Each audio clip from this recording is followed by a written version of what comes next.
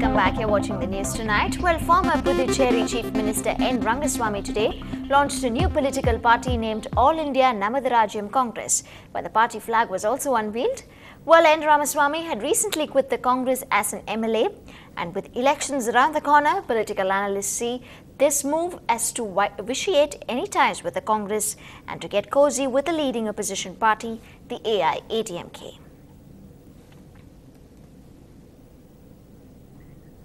And back in the city, the fishermen community is still agitated and angry that the attacks on their men continue and no action or arrest has been made so far. Fishermen today condemned attacks and killings allegedly by the Lankan Navy. They demanded that both the centre and the state should form a committee to look into the harassment the fishermen are put through. All the fishermen were arrested in the protest, and the fishermen will stage another protest tomorrow, demanding they be given permission to be armed for defending themselves against these attacks. இலங்கை ராணுவத்தால் நித்தம் பாதிக்கப்படுகின்ற மீனவன் இனியும் ஒவ்வொரு இலங்கை ராணுவத்தால் இலங்கை ராணுவத்தின் குண்டுகளால் இனி ஒரு மீனவன் பாதிக்கப்படக்கூடாது என்ற உயரிய நோக்கத்துக்காக மத்திய மாநில அரசுகள் ஒரு நிலையான கமிட்டி அமைத்திட வேண்டும். விவசாய மக்களுக்கு வேளாண்மை கூட்டுறவு வங்கி உள்ளதைப் போல மீனவர்களுக்கும் வங்கி வேண்டும். மாநில அரசு அருந்திற்கு தனி உள்ஒதுக்கீடு கொடுத்தது, அதைப் போல மீனவ சமுதாயத்திற்கும் தனி உள்ஒதுக்கீடு கொடுக்க வேண்டும் என்பதுதான் இந்த மீனவ மேம்பாட்டு சங்கத்தின் கோரிக்கை. Meanwhile, the fisherfolk community took up another issue of protest today.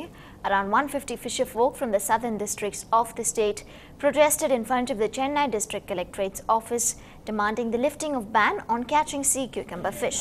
Now, they said that more than 1 lakh fishermen's livelihood was being affected because of this ban. The External Affairs Ministry had banned catching of cucumber sea fish in 2002, citing the fear of extinction of the species. The fishermen said that numerous appeals and petitions for 8 years have fallen on deaf ears of both the centre and the state government. They said that the government has not taken into consideration the fishermen's views before imposing this ban, and they claim that the species is available in plenty and there is no fear of extinction. The Fishermen's Union will go on a fast unto death in Ramanathapuram in March if the government does not heed to their demands by then. Today there is the protest action here, public action here, demanding the central government to withdraw the blanket ban on catching of sea cucumber fish in the sea. The sea cucumber is available only in a few parts in India, that is Gulf of Mannar and Park Bay. And nearly 1.5 lakh fishing communities are dependent on this variety for their daily livelihood. And this blanket ban was introduced the year 2002 without any proper study by the ministry. Well, moving on to a top national story tonight. While 3 men have been arrested for trying to rape a Dalit minor girl, this is one of the most brutal cases reported. And when this young girl tried to resist them, the men used a butcher's knife and attacked her, chopping off her ear and a finger and inflicting several other wounds on her body. Her parents are broken and shattered and now plead for justice. अब कार्रवाई साहब हमें काज है, उनको कड़ी से कड़ी सजा मिलनी चाहिए, हमारी बेटी अच्छी हो जाए, हमें इंसाफ चाहिए सर। आप बताइए कि आपकी बेटी ने आपसे कभी कुछ कहा कि मतलब मुझे इस तरीके से डर लगता है बाहर जाने में, कोई मुझे डरा धमका रहा है, इसने एकदम से इस पे कैसे हमला बोल दिया? हमारी बेटी ऐसी तो कभी नहीं बताई आई कि हमें डर लागत है कि क्या रही, अकेले दुकेले पढ़े जाती रही और सब फतेहपुर भी अकेले. And hitting out at Mayawati's government for increasing crimes against women in Uttar Pradesh, the Congress General Secretary Digvijay Singh today said that goons and anti-social elements are the ones ruling the roost in the state. Mayawati ji गद्दी पर बैठी थी इस वादे से कि वे कानून व्यवस्था सुधारेंगी, गुंडों के खिलाफ सख्त कार्रवाई करेंगी, लेकिन देखने में आया पिछले 4 साल में गुंडे ही कुर्सी पर बैठ गए, गुंडे ही शरण पा रहे हैं मायावती जी की सरकार की। पुलिस पूरी तरीके से बहुजन समाज पार्टी के कार्यकर्ता, कोऑर्डिनेटर, विधायक, सांसद और मंत्री जी के और मुख्यमंत्री जी के कहने पे काम कर रही है, पूरे पक्षपात ढंग से वे काम कर रहे हैं. And the BJP too has hit out at Mayawati's government, saying that there is no law and order in UP. completely deteriorated, that even Dalit girls in their own houses are no longer safe in a state where a Dalit lady is the chief minister. We demand that the UP government make it safe for people from all sections, particularly women. Law and order has to be immediately restored. There is no faith left there. Engineers in government departments are being murdered. People are not being given justice. Even FIRs are not being filed. MLAs and MPs are also alleged to be involved in such crimes. Surely the Chief Minister wouldn't want to go to an election with this kind of a record.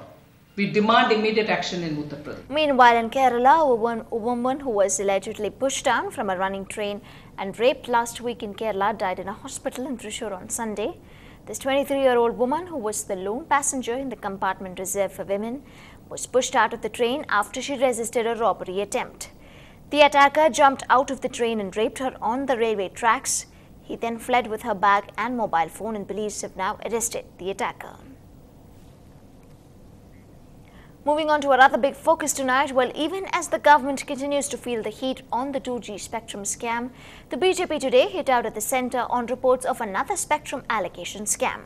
This time, the alleged ISRO deal with a private firm called Devas. And according to a report in the Hindu newspaper, ISRO gave prime spectrum to Devas to throwaway prices in 2005 without inviting any bids at all. This allocation has been done quietly in the private to a private operator without any public information or auctioning process. Processes have been violated, and the loss is estimated to be somewhere, and this by the CAG, the loss is estimated to be somewhere in the range of 2 lakh crores. Now, what other benefit does this Devas communication get? Custom made 2 communication satellites are going to be given, custom made for this customer, and 10 transponders from these 2 satellites will be used by him for the commercial purposes. Therefore, it is a very serious indeed scandal. Department of Space, may I remind you all, comes directly under the Prime Minister. Now, what is this new spectrum all about? Well, according to the Hindu, the ISRO gave 70 megahertz of prime spectrum to private firm Devas in 2005 for 1,000 crore rupees, and there were no competitive bids that were invited for this. And on the other hand, the MTNL and the BSNL were given 20 megahertz for 12,847 crore rupees. And the report in the Hindu also says that the CAG pegs ISRO the spectrum deal loss at up to 2 lakh crore rupees. Well, but the Office of the Comptroller and Auditor General of India has clarified that the audit of certain activities of the Department of Space is at a very preliminary stage.